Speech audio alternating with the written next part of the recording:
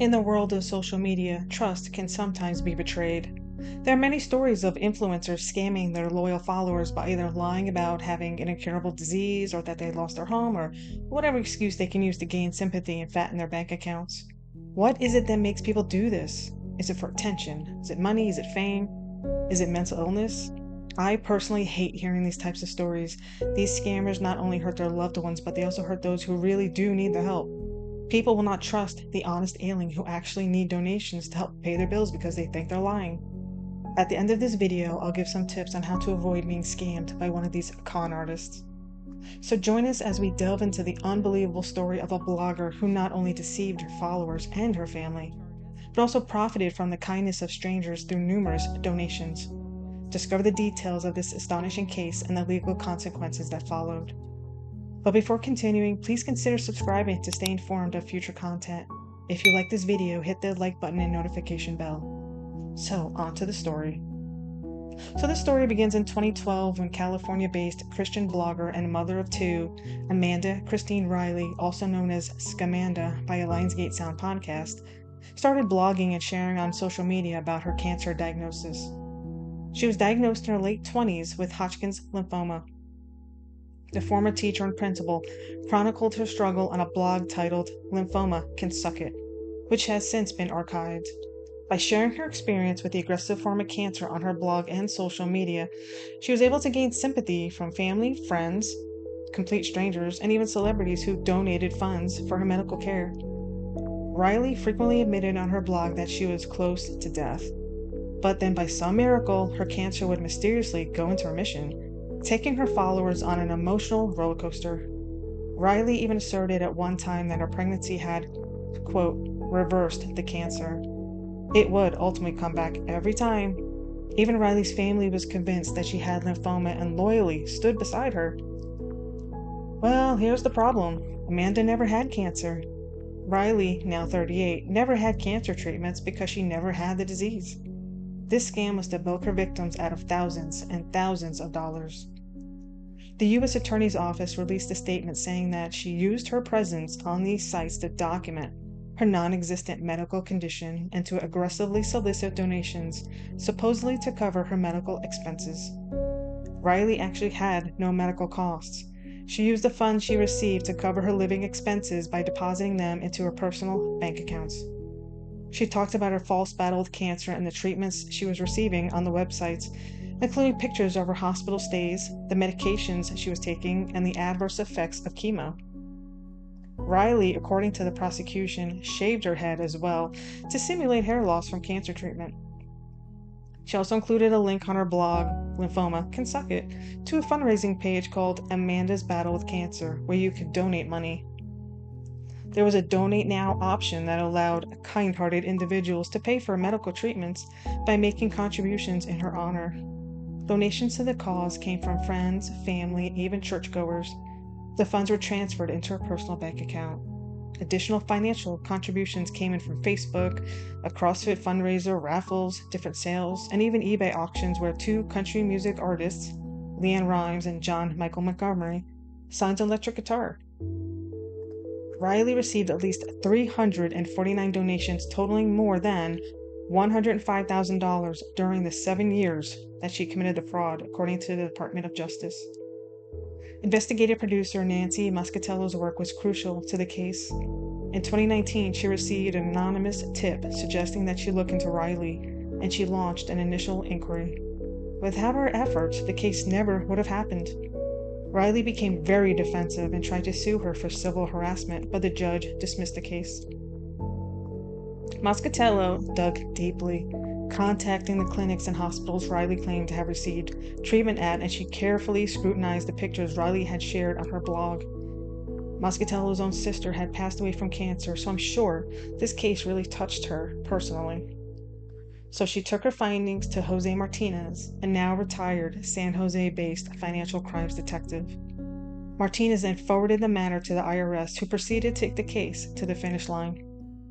According to the Department of Justice, the charges brought against her in July 2020 had to do with financial crimes associated with a scheme to solicit donations from individuals to help her pay for cancer treatments she never needed nor received. Riley's fraudulent actions were made evident during the trial when it was discovered that she had faked her cancer journey with a library of photos, forged medical records, and a shaved head, again to make it look like she was going through chemo. Riley entered a guilty plea to wire fraud in May 2022. Riley lost her job as principal of Gilroy's Pack Point Christina Academy, and she and her husband Corey, together with their 2 sons, relocated to Texas. She received a sentence of 60 months in prison and an order to pay $105,513 in restitution. According to the podcast, the case made IRS history as the first financial conviction of a person who staged a cancer diagnosis in order to raise money. Riley is incarcerated at the federal prison FMC Carswell, located in Fort Worth, Texas. This facility holds inmates at all security levels with a special emphasis on those with physical and mental health needs. The Huffington Post reported that during her sentencing, Judge Beth 𝕕𝕦𝕓𝕓𝕓𝕗 said Riley preyed on the kindness and goodwill of innocent, loving people and invaded the sanctity of communities and grieving members of support groups in order to defraud her victims of their money and fund her own lifestyle. Prosecutors Michael G. Pittman and Stephanie M. Hines mentioned in their sentencing memorandum the awful irony that Riley's friends would have supported her if she had simply asked them honestly for help. Riley instead made the conscious decision to lie to people who trusted her and to exploit that lie for financial gain over a period of several years. This conduct was a cynical betrayal of the victim's generosity, and it has fundamentally altered the victim's worldview. According to court records obtained by the Daily Mail, Riley's counsel convinced Judge Beth 𝕕𝕦𝕓𝕓𝕗 that Riley should only serve 5 years in prison. So Ms. Riley recognizes the seriousness of her offense, wrote public defender Jody Linker to the judge. She's extremely remorseful and determined to do everything possible to make restitution and to earn the forgiveness of the people she has hurt.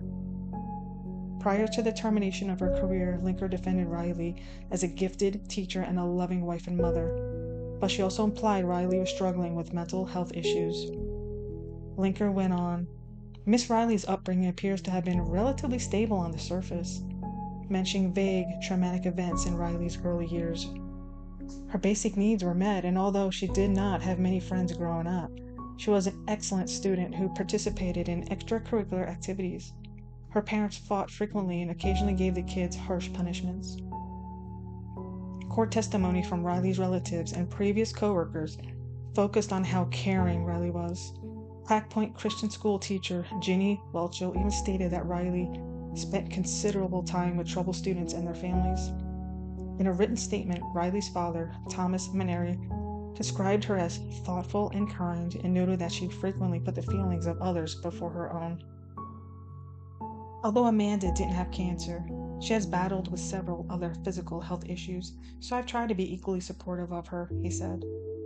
She knows it hurts to disappoint me, and she has always wanted my approval. He went on to say that he was heartbroken to see the weight of her horrible decision on her. He stated, when Amanda finally told us the whole truth last fall, our family struggled, yet despite our rage, we can still see the good in her and have witnessed the hell she has endured, which we wouldn't wish on anyone. Alright, so how do you determine if a fundraiser is legitimate? So read the fundraiser. The fundraiser page should answer the following questions. How is the organizer related to the intended recipient of the donations? What is the purpose of the fundraiser and how will the funds be issued? Are direct family and friends making donations and leaving words of support? Is the intended recipient in control of the withdrawals? If not, is there a clear path for the funds to reach them? If any of the points above are missing on the fundraiser, send a message to the fundraising page and ask questions. Also ask yourself these questions. Does the fundraiser include intentionally misleading or factually incorrect information? Are the funds not being used for the stated purpose within a reasonable amount of time, including withholding funds from the beneficiary? Is the fundraiser impersonating someone else and or copying their story? Is the fundraiser violating any of their terms or conditions? Let me know in the comments what you think about Amanda's case. Do you think these scammers affect the innocent people trying to honestly raise money for their own medical care?